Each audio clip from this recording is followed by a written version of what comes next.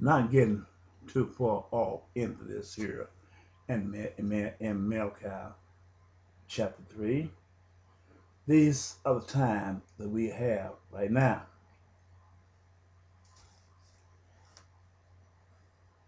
when God, Jesus, will do these things.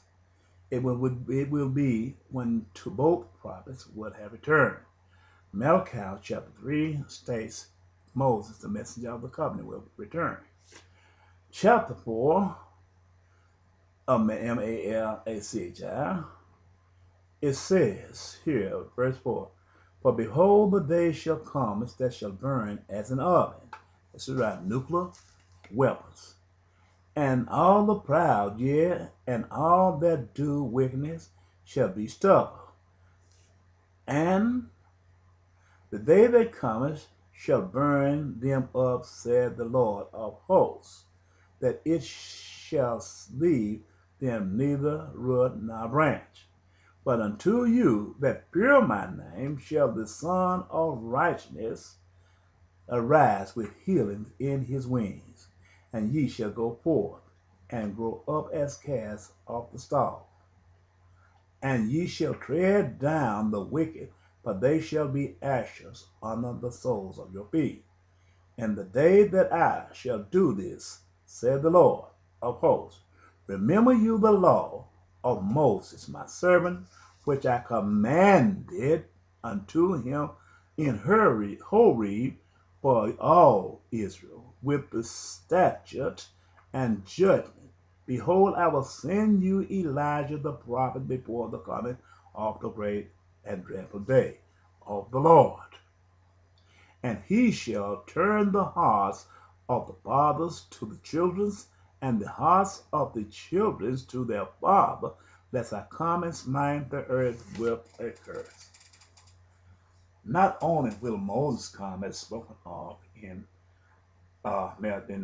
chapter 3, but it tells you Elijah will come. This connects you to Revelation chapter 11, when God said, my two witnesses will come, and they will preach so many years. Revelation chapter 11. Start at verse 1. Moses and Elijah will return back during the time that this earth will be emptied by the Gentiles like oven. God will use them as a vessel because of this is in their heart. So he will allow the wicked man to judge a man which is more righteous than he is, spoken of in Habakkuk chapter 1. Because of the way that the nation would have abandoned the law that God commanded Moses, as it was spoken. The Bible is a book of commandments. Commanding man, it doesn't matter whether he said, it's my faith, it's not your faith. This is a commandment telling you what you should and what you should not do. If you're strayed away so far until you start relying upon a faith, a religious faith, then you've gone too far. But at this point in time, you should know that there is a God. And with the knowledge, technology, and everything, where you know right from wrong, then you know that there is a God.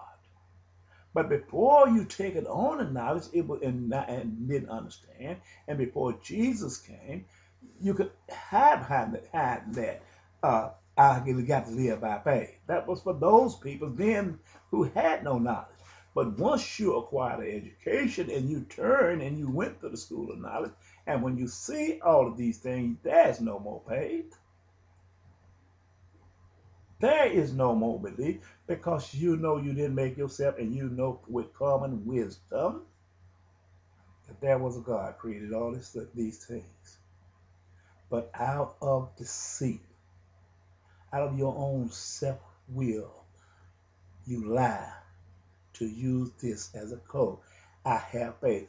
Just to sit and bring down the word of God, which is in the book of commandment, down with a religious faith of other doctrine and of other God to make it good with words.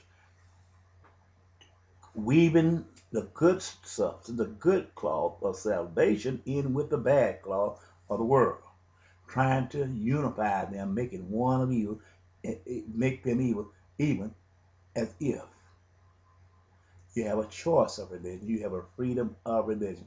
You don't have no freedom of religion when it comes down to the commandments of God. You're either a sinner or you is a follower of Jesus Christ.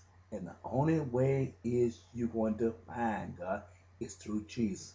And Jesus is the light of the world only through the prophecies written in this Bible prophecy. I'm showing you these things. That's the reason I have to go through a long, drawn-out process. For those who have not studied world history, history of the United States, Bible prophecy, the true Bible prophecy, you should know the deceivers. There's no way to pass through this earth, through this journey, from the start to the finish, and you can speak all kind of tongues and use the best of the grammar and not miss a beat, just like playing music. And say you don't understand. At the same time you're saying you don't understand this Bible, and this Bible was here long before you learned how to speak a correct tongue of English. We make ourselves foolish if when we look at a man that doesn't speak the way he is, don't walk the way we do, does not take and be as we are, who we see is low, but yet we speak with a forked tongue and say we don't know how we got here. You deceive yourself. The devil ain't deceiving you. You're deceiving yourself. Because what it is, you're going away according to your own will, and you're turning your head from God because it's more easy to do this. No more close to hide behind. No more lies. No more ways of deception. Away with it, because we have an angry God coming here, and he's coming against the whole world because he's angry, because the law of Moses have been forsaken, and we are trying to contaminate all the world by trying to divide every people and every nation to do as we do, as if there's no God. So you can stand before God and say, we all done it. It ain't gonna happen.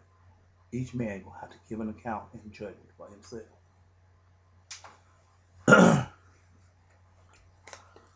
I'm gonna go on and start this. What I have, it's kind of hard to get started on this here and try to show you all these things because it's a long, drawn out process. But it's up to God and you to be concerned about this, not just go. I makes it where you could go and start, but if I make it every day and you just little over here, little over there, and you just don't, and you're lazy, you don't want to go through the whole thing, and you're not concerned, because there's so many things that you've done that it's not this here. This is just something that you do. Something don't entertain you because I'm sitting up here telling you the truth. I'm talking straight talk to you here. I'm telling you the truth. I'm showing you where to go to Bible reference so you can go through here and you see these things and take your time. This is all you have to do and see where we are. You don't have to read everything in one day, but you can take your time, and if it's God given to me, He given to me enough to stay ahead of you. If you just go and you go back through history and know, if you know the history of these peoples, if you understand what you have been taught in school about the history of the man and all the world, these things we should have been aware of, all of these things, because many of us goes to church. I didn't go to church as I should, but when God put me on this journey, and I have been on this journey, I will not turn back. This is my daily thing that I do. Go and study the word to make myself more wise. So when He speak to me, I could hear Him. And when He speak to me, I could understand what He telling me when He talked to me. This is the way it is. Well, you have a choice.